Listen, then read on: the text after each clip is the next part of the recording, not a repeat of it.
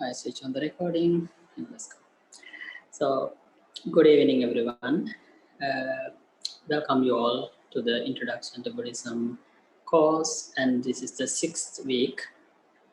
Today, we will be discussing karma and rebirth in Theravada Buddhist tradition. It's a special topic, and a lot of people were asking about these questions regarding to this topic, and I postponing to answer those questions, and I said there is a much qualified monk uh, come to the class to discuss this topic, and his Bhante Jinananda. Bhante Jinananda is joining from the Ottawa, as I mentioned earlier. So he's a well-versed Buddhist monk in Theravada tradition, and I welcome Bhante to the class, and please conduct the class for us. Thank you. But also, I'd like to know, do you have access to the chat box?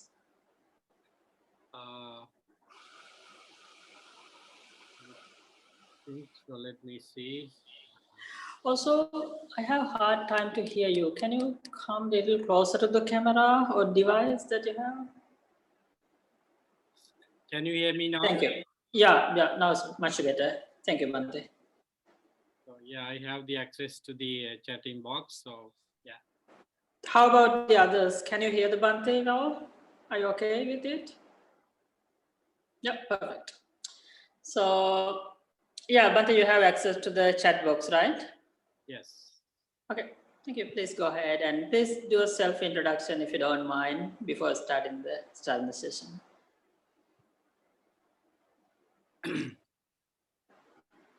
Let me start by paying respect to the Buddha by one verse in 3 times in Pali and English.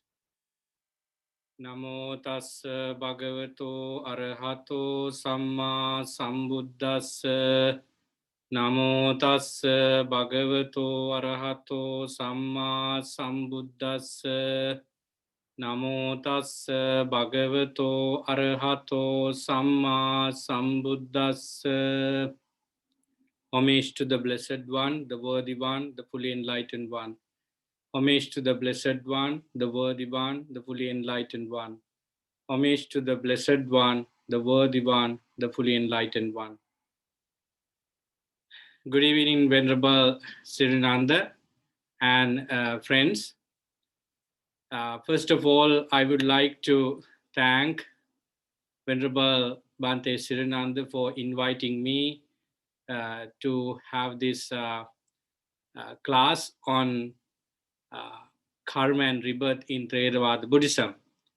I'm really honored to be a part of this series of program because it helps all of us to understand the Buddha's teaching from a very academic point of view and also in the practical sense.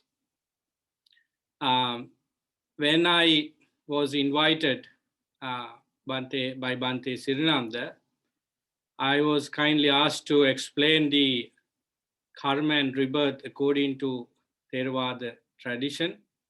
So I thought of gathering the necessary information about the topic. So I try my best to discuss them with you and share them with you depending on the time given to me.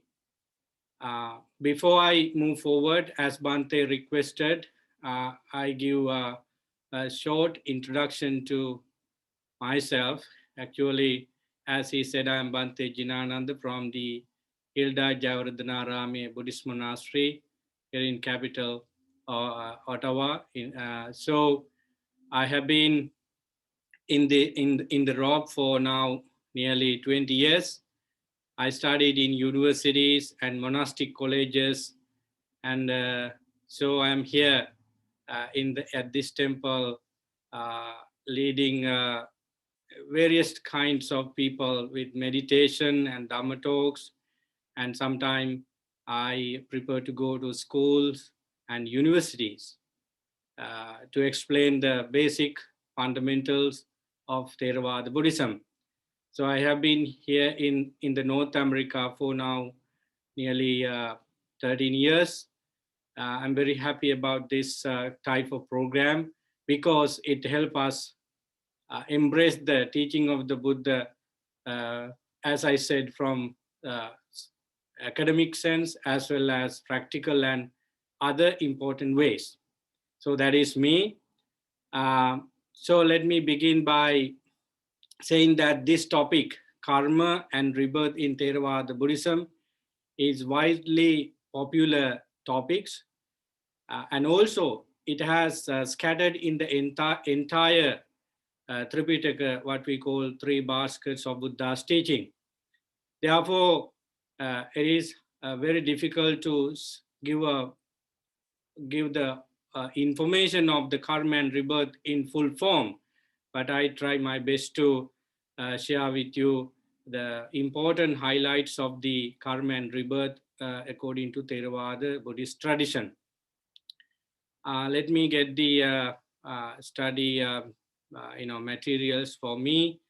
I think I can share with you my presentation today, and I think you can see my presentation.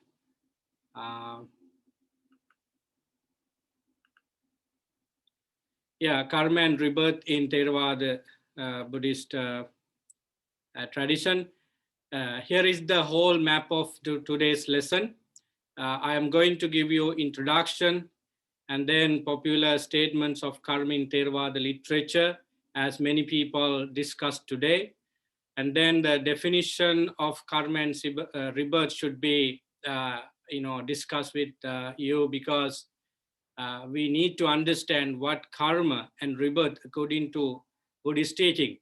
I know that these two terms have been very popular among various tradition and field of studies today because of the importance of the terms to our day-to-day life, and also psychological behavior of human beings. Even modern science is interested on these terms, as they unveiled a lot of knowledge about it. So anyway, we are going to define these two terms based on the Theravada Buddhism.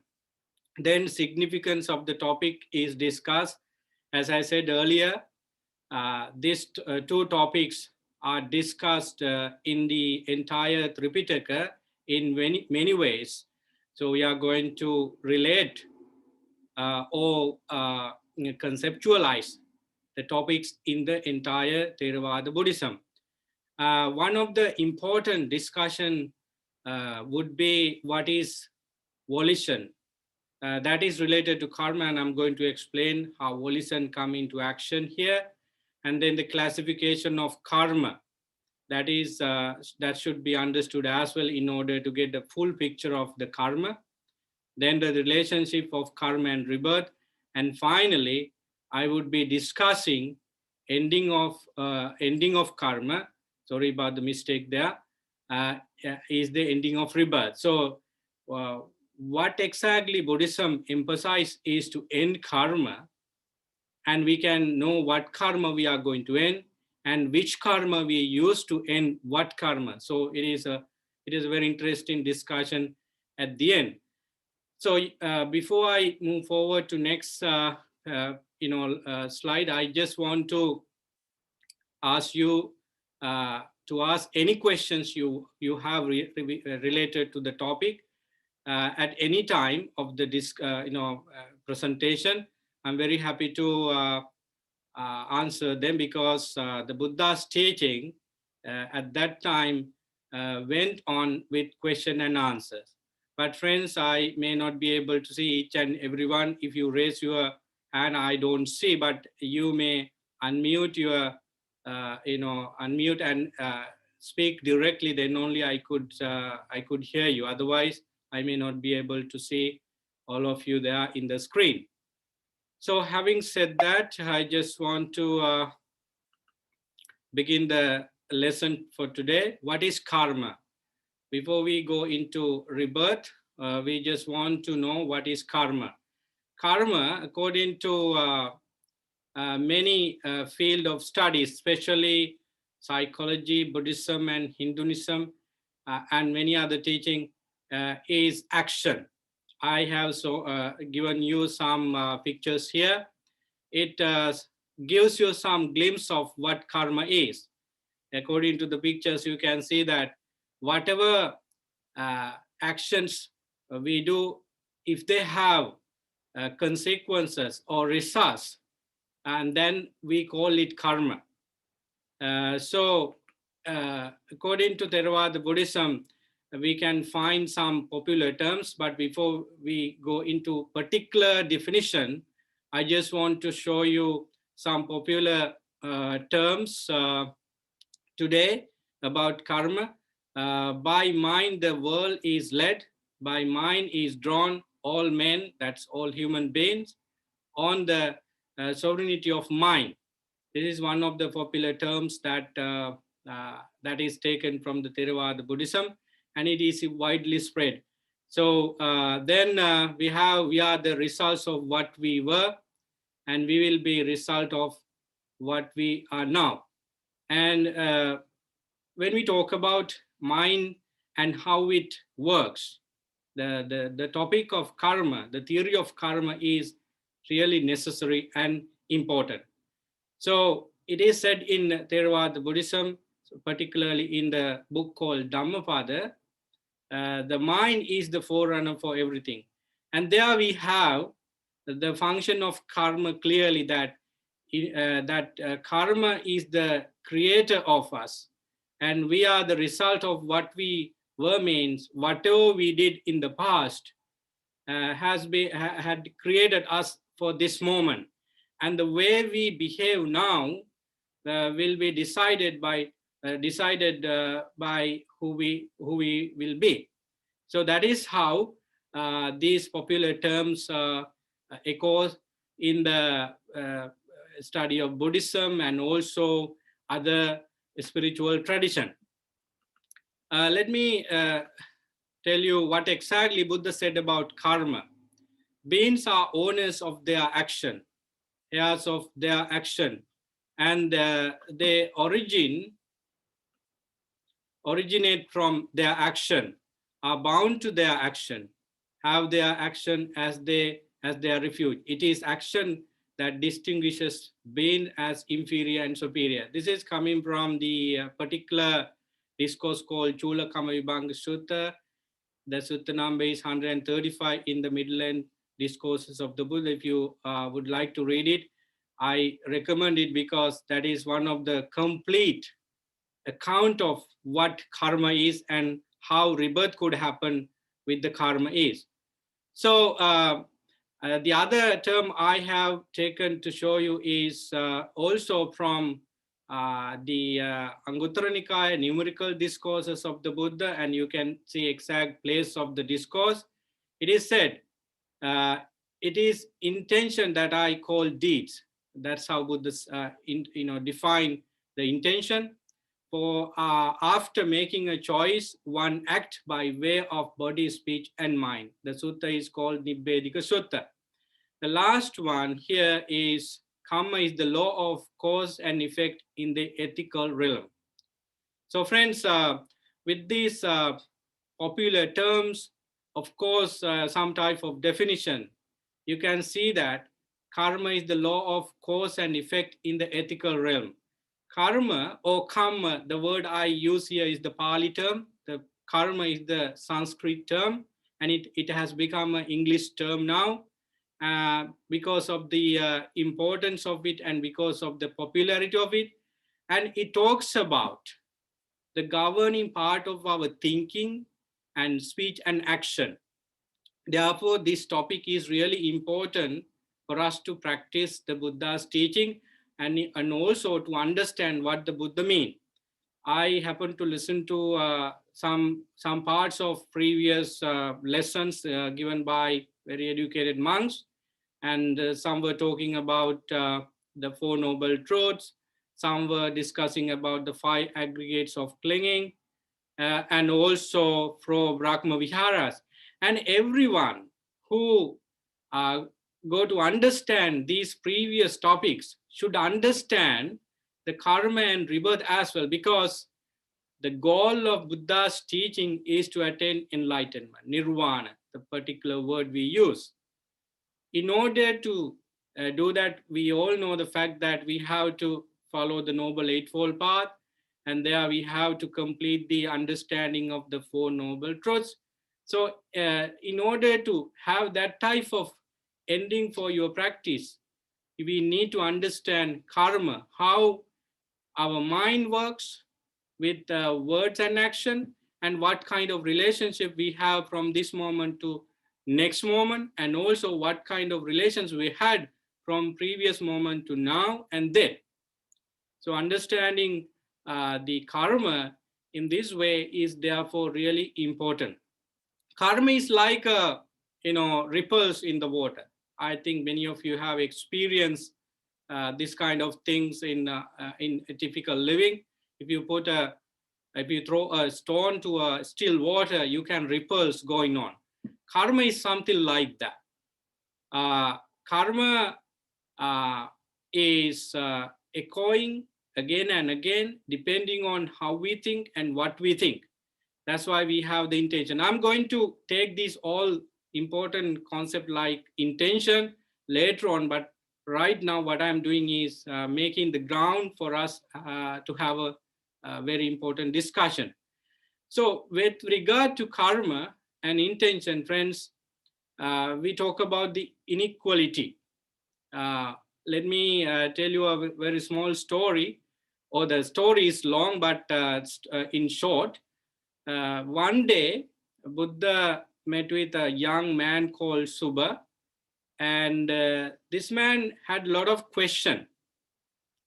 So this young man Subha asked from the Buddha, what is the reason for us to be different? Why humans are different from each other? These are some of the questions he asked. Why one is born to this world with poor condition, while some are born to this world with luxurious things? Why one is born with intelligence, while some are not like that? So he asked some questions like that. So let me get into a scientific view on equality, because that is how we grew up. We just came into understanding that what science says is true and correct, but we are going to explore what Buddhism says. First of all, what science says. So science said that the inequality of human beings and other living beings is because of heredity, environment, nature, and nurture. Because Bhante Sirinanda is different from me, physically and also mentally. And many of you join with us, are totally different from each other. Let's say that over 8 billion humans live in this world today, according to current census. Each and everyone is different from each other. Even the twins born together and come into this world together and live together, share everything together, they are still different from each other, physically as well as mentally. So therefore, the science has gone this far that they say heredity, environment, nature, and nurture are the causes for differences. But let's see what the Buddha said about this. Buddhist point of view for inequality is karma. Karma is the main reason for differences of human beings. If I go into those questions that the young man Subha asked from the Buddha, and answers for those 14 questions, that would be really important for us to go forward. So the 14 question and the answers to those 14 questions are here. The first one young man Subha asked from the Buddha is, what is the reason for some people to live a short life, and what is the reason for some people to live long life? You can see the answers here, killing living beings in previous lives would be is the reason for some people to depart early. And those who had not done any killing, they would reborn as human beings, and they live up to the highest lifespan according to the time he or she lived. So that is the answer Buddha gave to young man Subha. Then next question would be, what is the reason for some people to experience a lot of contagious and other diseases? Some people, of course, friends, live with diseases. If they ask, how are you? They always say that I am sick, I have this problem. And some people born to this world with some diseases. And the reason from the Buddha for this nature is the harming others. They have done this kind of harmful activities for others habitually. That is the reason. Don't think that it could happen at once, like you did some harmful things for somebody at once, and it could not done. It could not be done over and over again. Then it could that kind of harmful experience would not be resulted with this disease. But if you do it habitually over and over again, the Buddha said that disease would be the result. You can ask any questions about this. Some people might ask whether coronavirus is because of the bad deeds like this that everybody does today. We have another answer for that, which I come later on. But if you have a disease or two over and over again, despite the medicine you take, that would be, this would be a reason for it. And the healthy people, some people do not go to hospitals for years, and they even do not take herbal medicine in their own. They are naturally healthy. The reason is they have habitual, good, harmless activities in life. Then some people are ugly by nature. I'm not talking about here the complexion of the skin, but by nature, they are ugly. Why? They had been cultivating irritation, anger. So I'm not going to explain all these things here because it takes time, but you can see the answers to questions from young man Subha, and why human beings become beautiful and powerless and powerful, poor and rich, low birth and high birth, ignorance and intelligent. So reasons are given here according to Chulakama Vibhanga Sutta in Majjhima Nikaya. I just want to explain here low birth and high birth. It does mean that you're born into a family where there is so much unwholesomeness, and you are going to get it, because if parents are not righteous, ethical, and behave in a manner that brings suffering, that would be a place of low quality. And as a newborn child, you of course follow the footprints of those parents and siblings, if you have any, and you are going to live your life like that. That is called low birth. But when it comes to high birth, your parents and sibling and the environment you live are righteous and ethical, and you have humane qualities, and you of course get them from your parents and sibling, and you are encouraged to have such a life. That is called high birth. But from the very fundamental principles in the Buddhism, each and every human beings are worthy of respect and dignity. That is another reason. But what we mean here with low birth and high birth is such that they have bad negative qualities. When it comes to ignorance and intelligence, I would spend 1 or 2 minutes here. Some people born with ignorant characters types. They are not able to understand what is good and bad depending on various physical problems and also mental problems, and they are not able to grasp any very subtle things. But some people are born to this world with very pure mind, and they are genius people, and they are able to train further on the intelligence they have.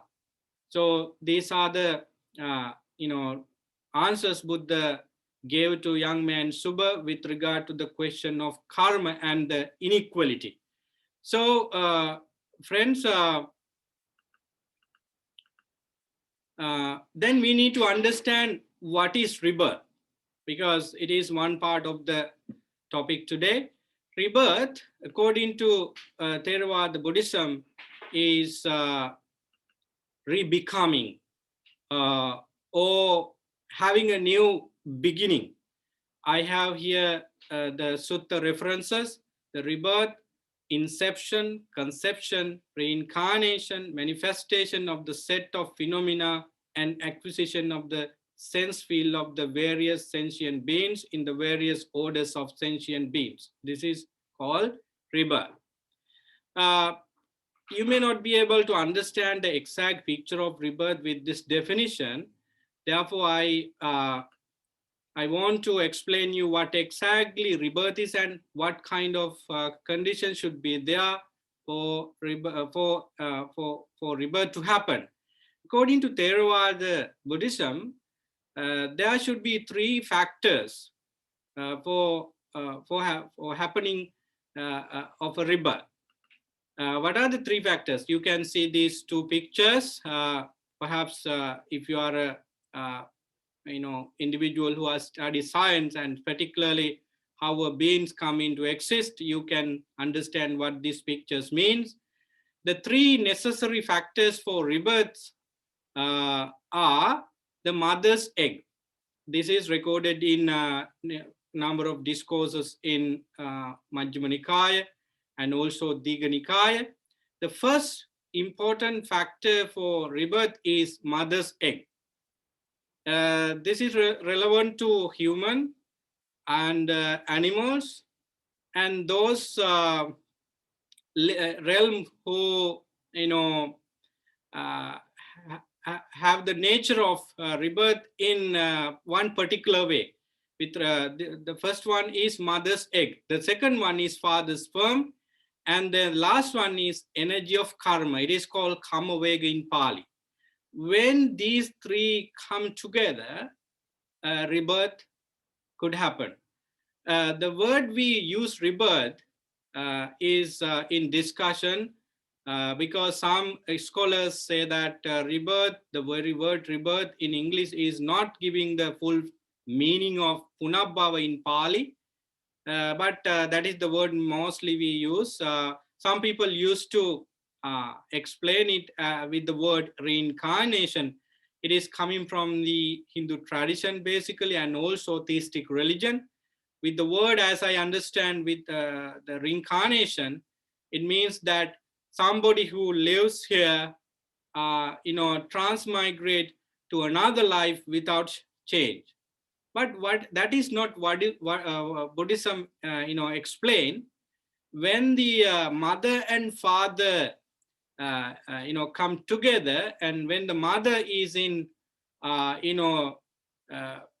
appropriate time period for any conception to happen, the consciousness with karma vega, energy of karma, should descend from a previous being into that womb.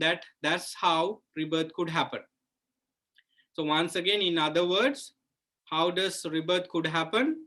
Mother should be in a proper time period, and the father and mother should come together. The mother's egg and father's sperm meet together in the womb, and then the energy of karma could meet this mother's egg and father's sperm.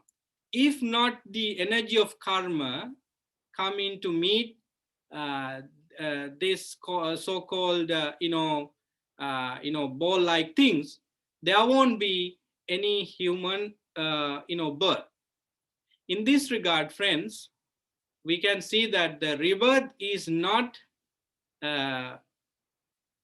usually people used to say that newborn child.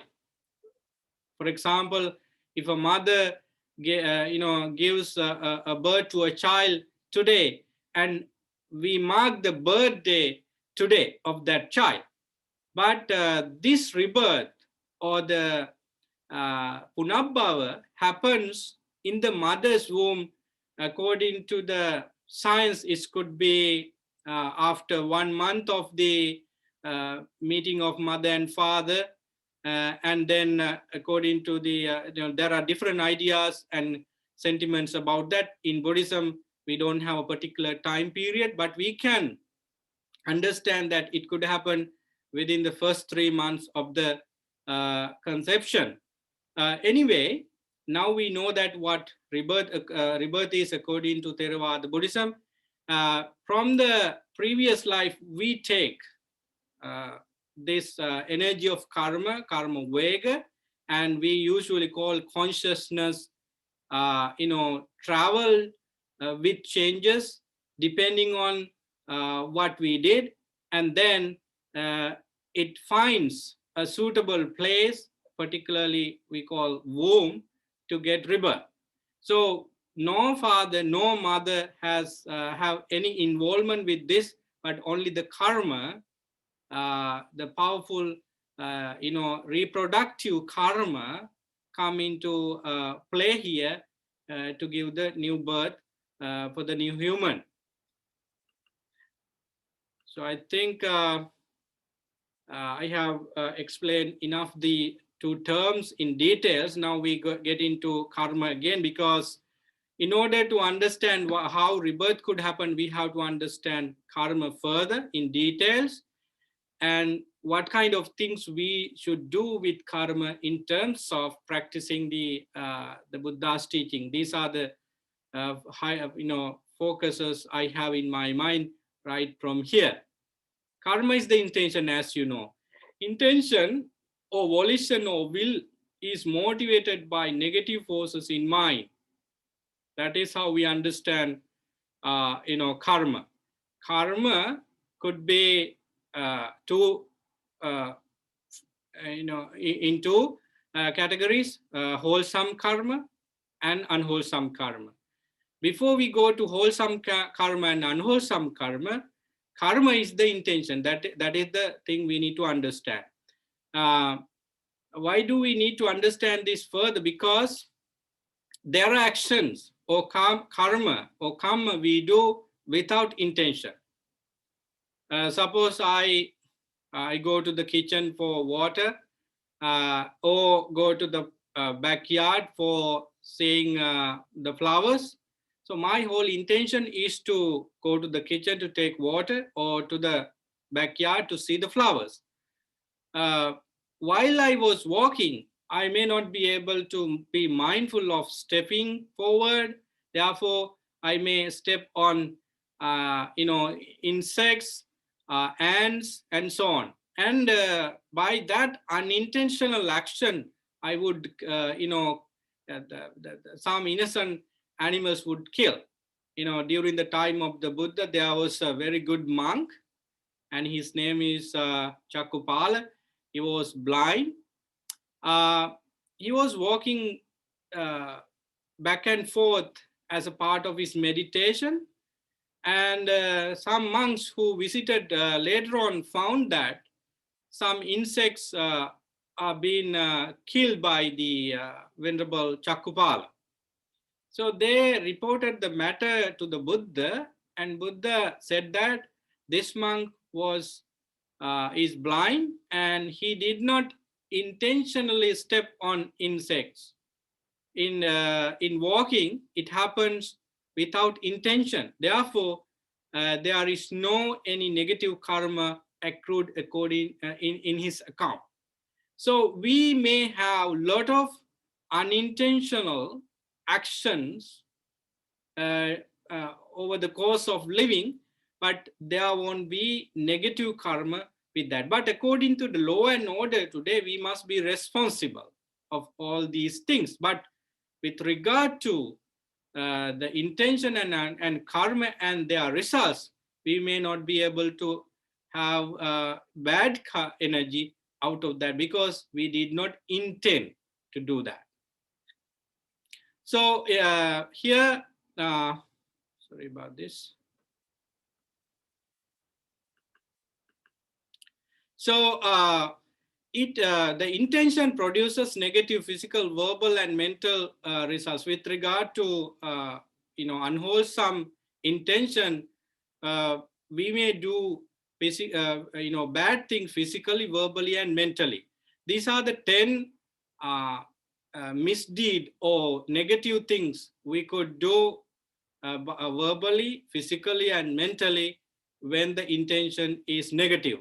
Killing living beings, stealing, sensual misconducts, telling lies, slander speech, harsh speech, frivolous talks, covetousness, ill will, and false view. You can see that killing living beings, stealing, and sensual misconduct are physical action. We use the intention to do them using physical body. Therefore, they come under physical action. Then telling lies, slander speech, harsh speech, and frivolous talk are verbal action, which is motivated by the bad intention. When we say bad intention, the intention is governed by, as you see, greed, hatred, and ignorance, the root cause of suffering. So then we go to the covetousness and ill will and false view. They are the misdeed or unwholesome actions we do mentally. Intense greed and ill will and also false view. When the intention or volition or ill will is motivated by positive forces in mind, we call them non-greed, non-hatred, non-ignorance. We can use the generosity or loving kindness and wisdom too, the direct translation. So what happened to our intention? It produces positive physical, verbal, and mental results. Here we have the 10. I have taken this from different discourses. Abstaining from killing living beings and practicing loving kindness. So when you have positive intention, you definitely let go of killing living beings and then practice loving kindness. Then abstaining from stealing, you practice generosity. Abstaining from sexual and sensual misconduct, you practice celibacy. And then abstaining from false speech and speaking truth, abstaining from malicious speech and speaking words that bring harmony, abstaining from harsh speech and speaking polite and pleasant words, abstaining from gossip and speaking useful and worthy words. And you can see at last 3 wholesome karma with the support of good intention, abstaining from coveting and thinking of giving away, and then abstaining from ill will and spreading goodwill. Finally, abstaining from false view and possessing right understanding. They are very widespread and very common with regard to Theravada Buddhism, Buddhist practices in the name of meditation. So karma is such that we have 2 sides, negative karma and positive karma. Karma is the intention. When the intention is really negative, we cannot expect anything good from physical action and speech and also thinking. But the total opposite could happen when the intention becomes positive and supported by non-greed, non-hatred, and non-ignorance. the causes of karma, this could go with regard to the rebirth as well, but I showed you this picture here just to understand the causes of karma. As you know, two causes come into play as the causes of negative karma: ignorance, the Pali word is avidya, and craving, tanha. I assume that you have heard these two words. If not, you can see it here. Ignorance is not knowing the real causes of suffering and suffering itself, and the cessation of suffering, and the path leading to the cessation of suffering. Sometimes this word is used in normal sense that I am ignorant about the weather today. That's why I did not come with the umbrella, because you can say that because you did not know about the forecast, weather forecast today. That kind of ignorance is very common, but in Buddhism we talk about ignorance, avidya, with regard to the suffering, dukkha. So craving is the early stage of attachment. We may like what we hear, what we see, what we sense, what we taste, and what we experience through six senses. And if we like and attach to them, there we talk about craving in a simple word. So these are the two main causes of negative karma. And when it comes to positive karma, we can talk about the total opposite of this: panya, the wisdom or the knowledge or intelligence, and the being away from craving still could create good karma. So, but in Buddhism, in Theravada Buddhism, and in other school of Buddhism, we talk about practicing good karma in the first place to avoid bad karma. And once we slowly avoid bad karma, we are then in the good karma. There you have to go forward in the spiritual practices to end even good karma, right? So you can see the seed of the apple tree, and it has one leaf when it begins the generation of a new tree, and then you have the gradual progress of the tree into a tree with flowers and apples. There you eat apples. So if you have a good intention or bad intention, either one, you let a process of karma works there. So with regard to a human, humans dying and rebirth, we can talk about this later on. So if you have greed, hatred, and ignorance, particularly as said here, ignorance and craving in your mind at the death moment, you will definitely have a new birth as a human being or an animal or a divine being, whoever it is.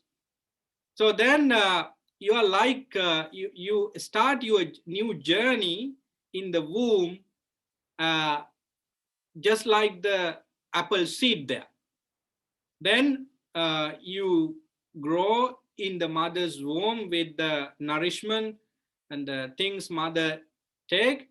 And one day you come to this world from the mother's womb and then started living as a full-fledged human being. So in order to show these gradual things, I take this picture. Let's move forward. If you have any questions, friends, you may ask. I'm very happy to answer them, because karma and rebirth is one of the deepest and widespread topics in the Theravada Buddhism. As I hinted earlier that this topic could not be discussed within 1.5 hours, I'm trying to boil down into the subject and bring you some very important phases of the topics. Therefore, you might speculate on some ideas, and if you have any questions, please feel free to ask. So, is everything happening due to the past karma? That would be a question even Buddhists by birth ask today. I have met many Buddhist, from from Buddhist societies, and even they asked this question quite often: is everything happening due to the past karma? Um, Friends, the simple answer is not. Because if we answer yes, we would be in trouble, because Buddha said in a particular discourse that if karma is a determination, or if karma is very strong, concrete, determined act, we may not be able to practice the Dhamma, practice the teaching of the Buddha, or any good practice to cleanse our mind. For example, those who kill human beings and other living beings over and over again would be, you know, reborn as killers and murderers in each birth cycle. If we say that past karma is unchanged. According to Buddha's teaching, Buddha said here, men will become murderers, thieves, unchaste, liars, slanderers, covetous, malicious, and perverted. Thus, for those who fall back on the former deeds as the essential reason, there is neither the desire to do, no effort to do, no necessity to do this deed and abstain from this deed. Buddha clearly said that the karma the Buddha explained and the respective results he explained also would be subject to impermanence. If we have good intention right now, no matter what we did yesterday, day before yesterday, last week, last month, last year, we can begin a new journey. Having said that, what would happen to those negative karma if we did in the past? Actually, the results is not denied. I'm going to discuss them later on, how this karma is named and what kind of results and how they flow from past to present and present to future. But they are not in denial position, because they are bad deeds you did. But if you do very good things right now and let these good things continue from this moment to next moment, you would actually push or postpone these negative karma depending on their gravity, and let these good forces function in your mind. So that's how Buddha said that don't worry about the past. Don't worry about what comes to you in the future. Just be here right now in this present moment and keep your intention clean and clear. That is what the Buddha emphasized in many occasions for monks and nuns and lay people, and it is relevant for today. So we may did bad things depending on the mindset we had at those moments. But when we understood that those things I did were wrong, there's a great chance, according to Buddhism, to come to right track and continue to do good things in order to at least push those bad things, backward. So therefore, everything we did in the past may not be coming into the present moment and future in the same way, in the same power, because of the continuous flow of your intention. Because intention could be changed, intention could be changed from wholesomeness to unwholesomeness, and also unwholesomeness to wholesomeness, and vice versa. There is that free will we discuss in Buddhism with the karma. With regard to this question I posed for you in the last slide, I chose this important Dhamma aspect from the Buddha, that is called 5 orders. In Pali, it is called Niyama. One day, one person came and he, in my understanding, he did not know about karma in this manner, and he asked, what is the reason, Bhante, for this coronavirus And would it be bad things we did in previous lives, or else bad things people as a human society did in day-to-day life? Am I right in understanding the coronavirus in this way with regard to karma? That is what he asked. Then I happened to discuss the topic karma in lens, and there I said that certain things happen in this world not because of our bad or good intention or karma. There are certain things in this world beyond these individual karmic forces. That is what we are going to discuss with these 5 orders. If we do not discuss this, the karma concept and also how it affects to rebirth would not be completed. The first one, utuniyama. We have physical inorganic order in this world. For example, seasonal phenomena of winds and rains and flood, tsunami, earthquakes, they are happening depending on the nature. How these things happen would be a question for us, but according to the Buddha's teaching on karma, particularly with utunyama, they are happening because of changing the substances of this universe, the energy of the universe. We call this world is made up of solidity, cohesion, air, and heat. These are the fundamental realities of the material world. Sometimes we may need to expect the changes between these 4 primary elements. Therefore, we have these changes.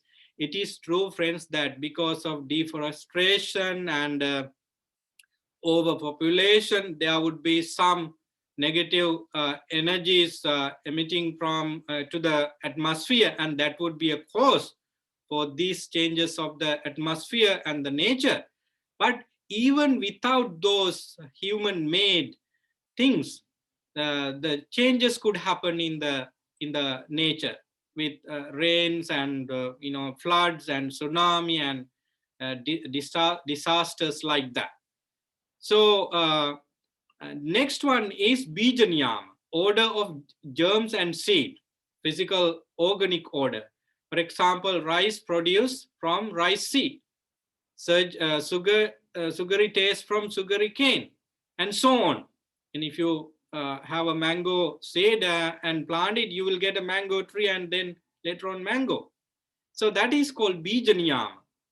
And then next one is Karmaniyam, the order of action and result. That is what we were talking about. Desirable and undesirable acts produce corresponding good and bad results. Dhammaniyama, order of the norms. Here we talks about appearing of Buddhas and also Bodhisattva, particularly gravitation and other similar laws of nature. So Dhamma here is the law of order and natural things. We use Dhamma for the teachings of the Buddha also, but the Dhamma here is not that, but if conditions are there, the respective things could arise. That is what it means here. The last one is Chittaniyama, the order of mind or psychic law. We talk about the consciousness, processes of consciousness, arising and perishing of consciousness, and constituents of consciousness and power of mind and many other things. So why do I take this aspect of the Dhamma here? Because some people say that everything in today's world happened due to karma. We must be careful when we use such terms, because some people understand that karma with the intention, which is right, but a lot of things happen in the nature not because of your intention, right? Suppose you walk down the hill and you slip and fell down. It could be because of some bad karma you did in this life or in previous life, but mostly we can see the reason of slippery nature there. It is because of the black eyes, and you are not mindful there.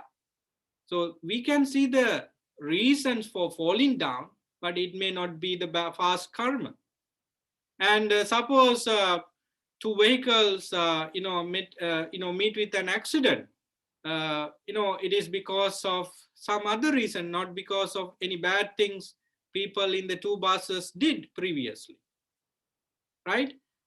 Friends, the addition here is that you may become a victim of those natural disasters, maybe because of your bad karma.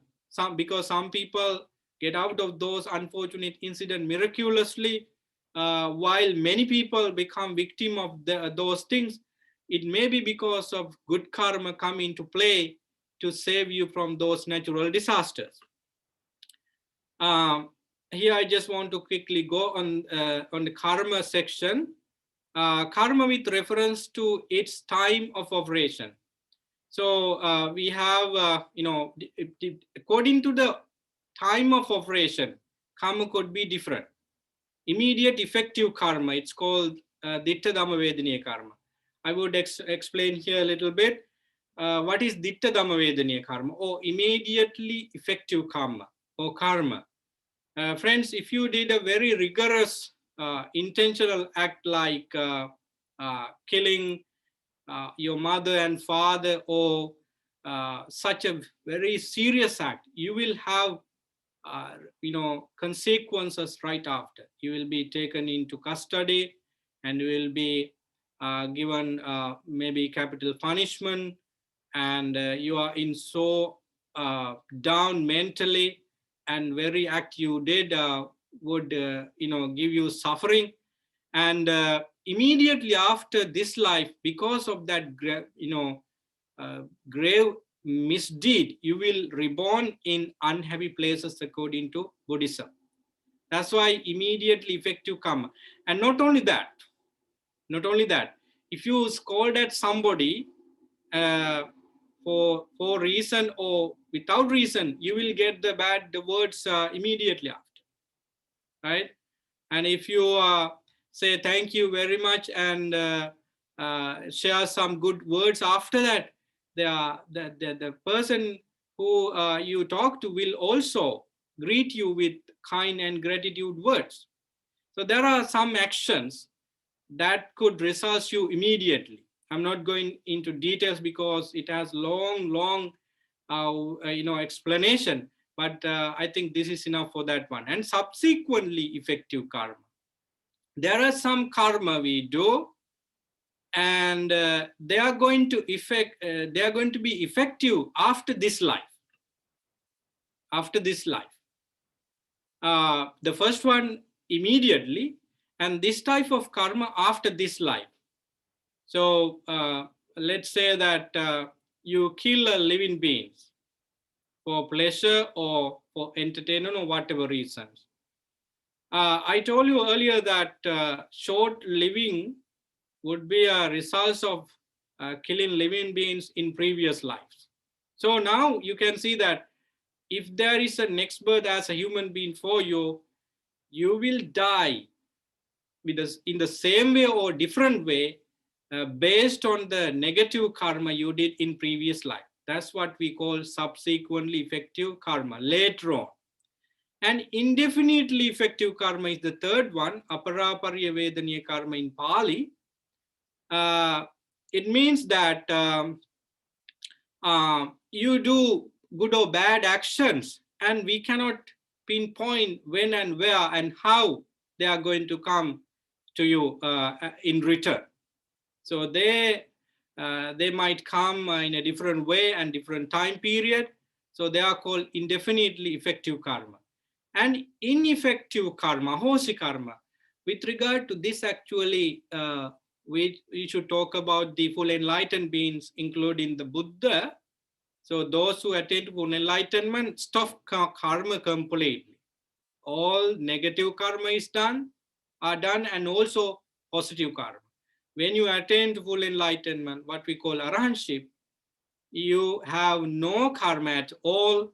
Therefore, whatever physical, verbal, and mental action they do are called ahosi karma, because there is no rebirth consciousness for them. There is no any potential for them to do any karma which result good or bad. That's why it is called ineffective karma or ahosi karma. This list of 4 karma come with the topic with regard to the time of operation, right? So we have gone in this class for 1 hour. I will quickly explain the other classification of karma quickly, then we can have question period. Karma, according to the function, we have 4 more. Reproductive karma, Janaka karma is called in Pali. Reproductive karma. According to this means, friends, according to Theravada Buddhism, we have this Janaka karma. It could give you the respective results. Suppose you practice all kind of good things in life, and when you get the rebirth, you will have the rebirth according to what you did in the previous life. And that's called Janaka karma, reproductive karma. So your next birth would happen according to the powerful karma you did in this life. And it comes to your consciousness at the last moment of your life. And the supportive karma is there with the Janaka karma. If you have done good things and get a good life, then good karma support for that living. Suppose you are born to a very rich and very high class family, and there you do not suffer with shortage of food, medicine, and you have everything. So your good karma, your good Janaka karma, reproductive karma is still working, and supportive karma is there to give you more luxurious things. And counteractive karma, upapilaka karma, there you have some negative karma. Even if you have good karma supporting for your peaceful living, there would be some negative karma coming in periodically. And lastly, destructive karma. So some karma are there to completely end your satisfaction or maybe suffering, and that is called destructive karma. The last one, karma according to the priority of effect. That is called Garuka karma, weight your serious action. And if you, in Buddhism, we have 5 serious karma, namely matricide and patricide, killing one's mother and father are the first and the second. And the third one is killing an arahant, the enlightened beings.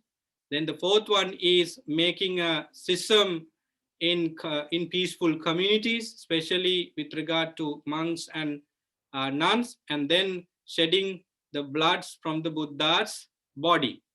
So these are the very serious actions one can do, and they are called Garuka karma.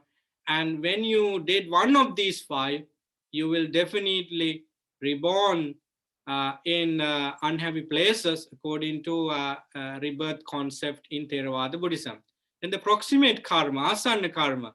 Suppose it is called what you do at the last minute will result you according to what you did last minute. Suppose you are going to sit for exam, and the last minute you look some pages where important things you have, and then you remember them at the exam because at last, just before you close the books, you look at it, and that existed in your mind. With regard to karma and rebirth, we can say many things like that. So asana karma or proximate karma is karma, intentional action you did in the immediate past. Habitual karma is also important.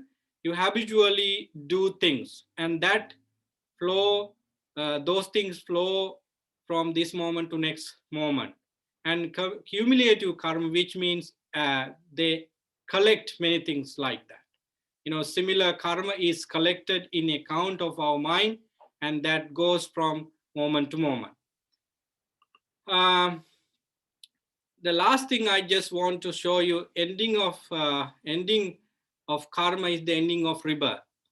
Friends, in order to end karma, what Theravada Buddhism emphasizes is to destruction of greed, hatred, and ignorance. As I said, these are the three unwholesome roots, and the intention becomes negative because of the influence of these greed, hatred, and ignorance. If you want to keep your intention clear and clean, we need to deal with these negative forces. Destruction of greed, hatred, and ignorance is the ending of karma. And how? Of course, practicing wholesome karma, wholesome intention. And then what is the way to do it? Of course, the middle path, as you know, right or harmonious understanding.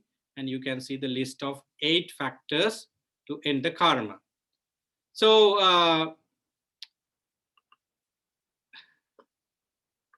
that is what I collected from the very big subject, karma and rebirth, to share with you. But I want to discuss further with you rebirth, because a lot of people have questions how rebirth could happen.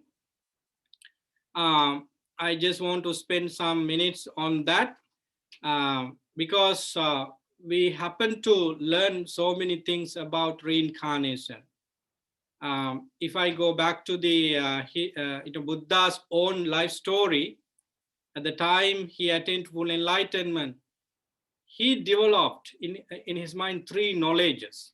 The first one is being able to see his own past lives. So when he was able to take his mind into higher concentration level, he directed his mind to see his history.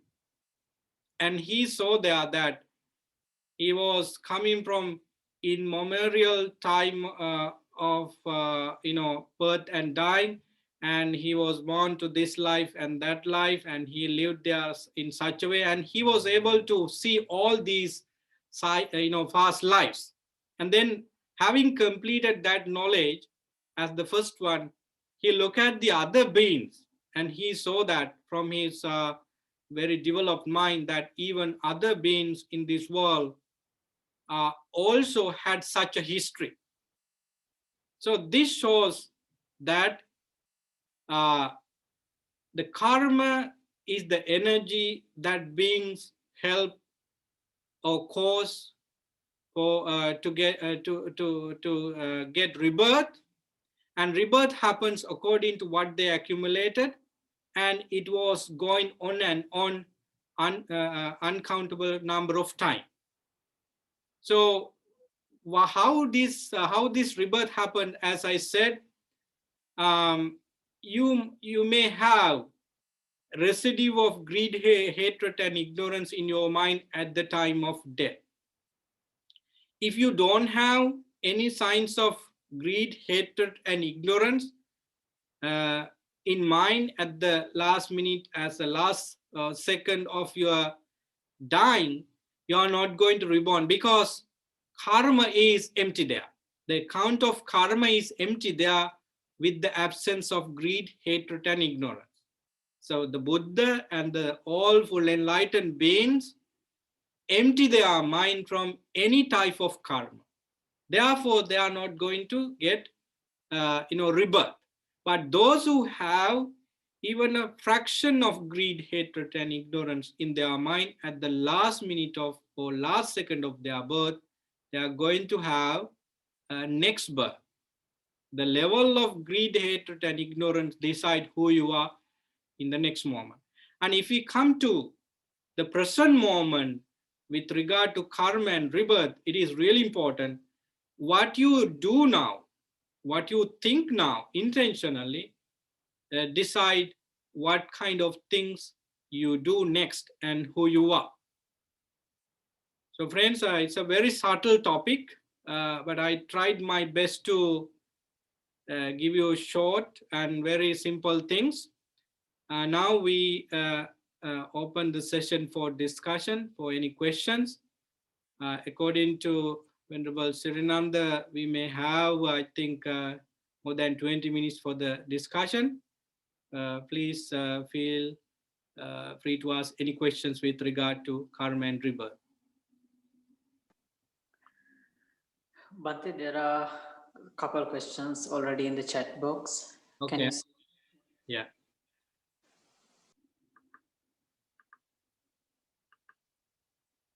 Yeah, I'm sorry I did not look at the chat box as I promised.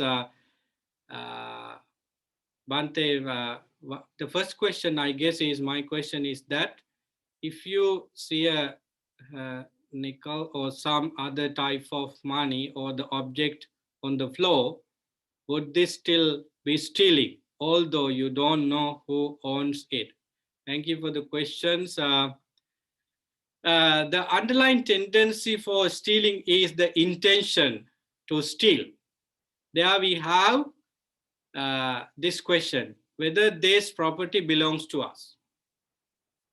If that money or anything does not belongs to us, I think taking that would be having some consequences. For example, one of my friends experienced that. He saw a bag at the one side of the bus hold, and he took it and came into home, and then he found there are some there was some money there as well, but there are some other things like dust kind of thing, and now he is curious about what this one, whether this is drugs or so on, and now he's in a great mental problems whether I would be caught by the police because of the unknowns, powder like things, and if that money is kept there for some reason, and I would be a reasons for further questions. And now having that money doesn't give my friend any happiness at all after that.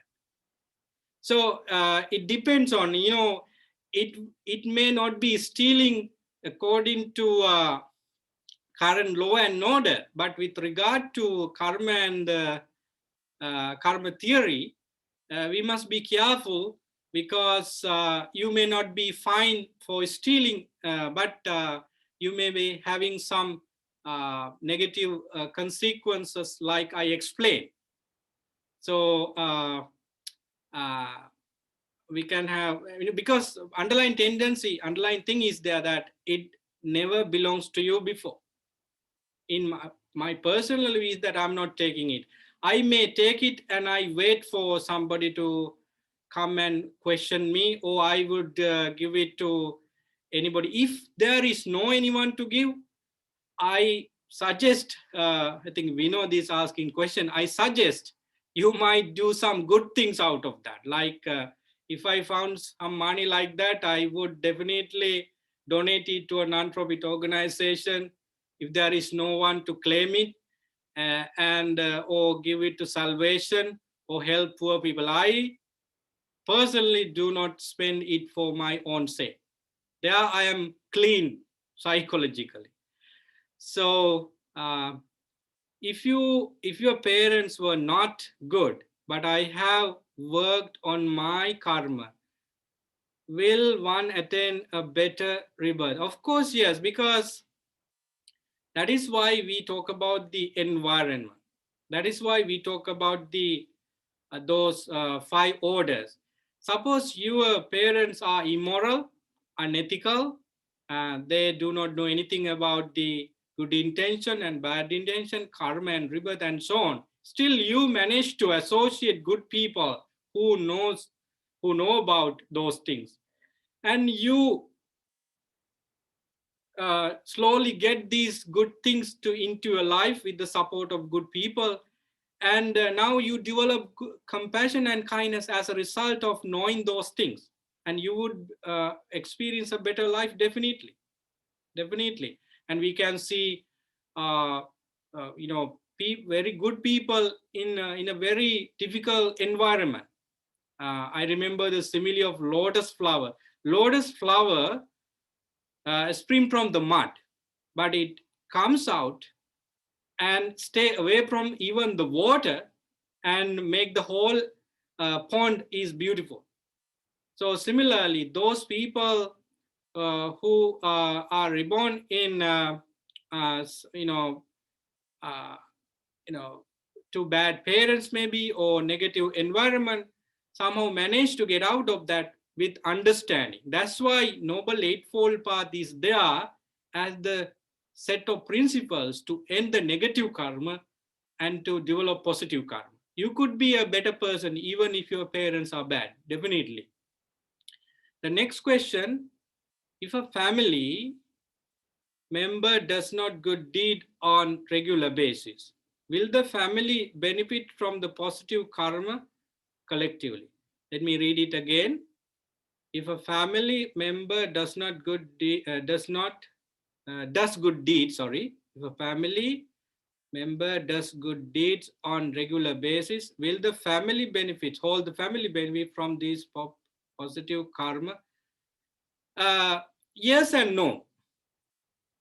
If you do good things regularly as a habit, your family will actually be a part of it. You may be talking about them and they will like it. And then they will appreciate it. They will support you in many ways, even with words or maybe with money, maybe with whatever you use for these good deeds. Suppose you are donating items for Salvation Army always, or homeless people, and your family members as a group support you with clothes and things, but they do not come there to do the act, but they are support.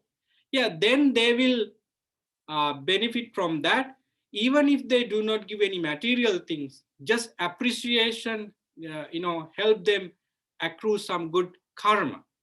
But when I say no, because some people do good things individually and the family members do not even appreciate. In that case, the family members do not get anything, because it is you who do all these things intentionally with plan and all the good things behind, but the family members, being the family member, they are not getting anything. If I do not give enough answers to these questions, you may ask them again, okay? The next question is, But a quick reminder that so we have to conclude the session at least 2 minutes before 8:30, because we have another program, the daily Buddha Vandana. So if you don't mind, conclude the session at least 2 minutes before the 8:30, 7:30 for your time, please. Thank you very much. So we have nearly 8 minutes. So can you please explain with an explanation the difference between rebirth and reincarnation, Bhante? Yeah, reincarnation, that word means this person right now die and get a new birth without much change, in my understanding. So that's why people do good things here and wish to be in divine world with divine pleasure, and the people have many things in mind. The reincarnation is such that you expect something here and the same thing over there. But with rebirth or the rebecoming, we do not expect. In Buddhism, particularly Theravada Buddhism, we call the type of energy called karma, descend from this life to next life, and it is also decided there with, karma could be changed. as the way you live there. But that is what we call rebirth or rebecoming.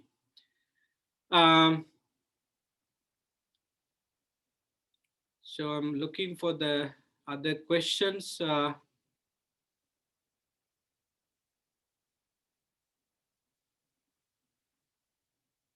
Is medically assisted death is considered an intentional killing, although the intention of the physician is to end extreme physical suffering? Yeah, you know, uh, assisted death, medically assisted death is, in my understanding, is the will of the person who is dying, and the doctor is doing something that the very person asks the doctors to do. I understand that doctor is doing what he asked to do. Maybe doctor never think to do that personally, but his profession compels him to do that. In my understanding, he is not doing killing, because one of my friends doctor told me that he has to do this kind of things, though he never thinks to do it, because it is a part of his duty. There are some options we can do. If you are a doctor, if you do not want to do it, you can ask your fellow doctors who could do it. Some doctors do not think about karma and all these ethical things there with regard to Buddhism or the religion, and they may do it without any question. If you truly think that I may not be able to do that, you can ask somebody to do it. I think with dialogues we can solve. But with regard to the question, I think taking out that man from suffering is how we think. Actually, we do not know what exactly the dying person experience and what kind of pains he or she has. It is us, it is we decide that this man has extreme pain. Of course, in my understanding, I have seen some people die at the right time they die. I know that how they struggle, but I don't feel that pain.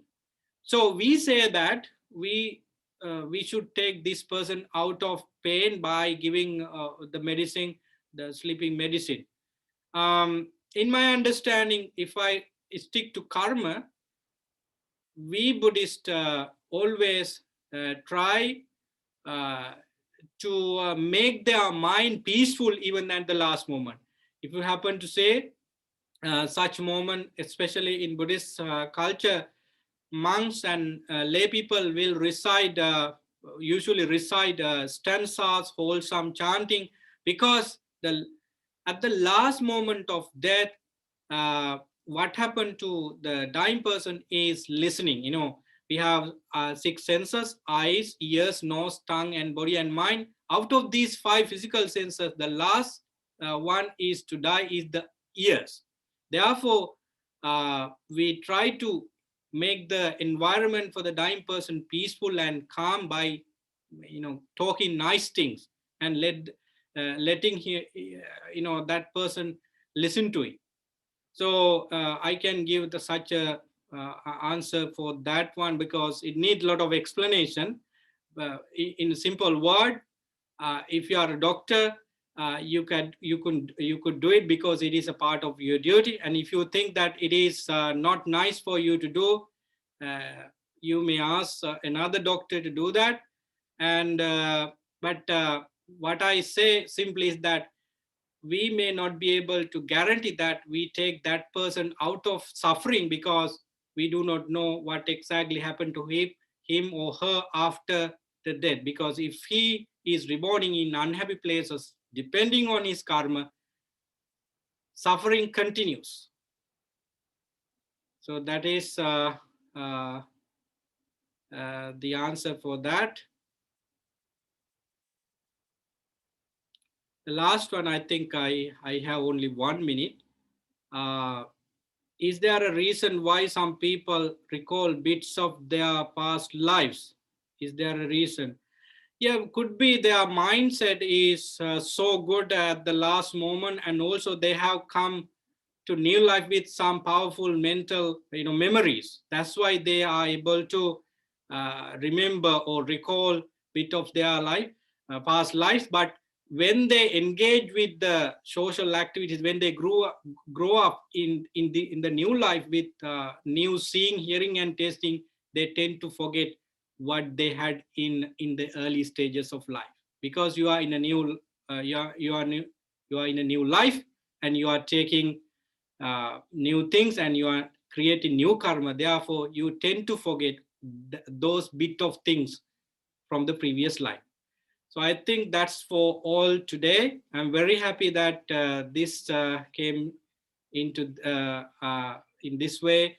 I thank Venerable Bhante Sirananda for inviting me to speak about karma and rebirth. And I try my best to get some ideas about karma and rebirth based on Theravada Buddhism. If you have any questions, please ask from Bhante Sirananda. He's a very scholarly monk, and he would answer. If not, you can ask any questions, further questions through Bhante Sirananda, and I try my best to answer them in a different way. And by the power of this wholesome good karma, this is also a good karma. I wish Bhante Sirananda good health and peace of mind, and all these good people who participate in the 8 series of Dhamma program, and those who ask questions are really appreciated. And may you all be well, happy, and peaceful. Sadhu, sadhu, sadhu.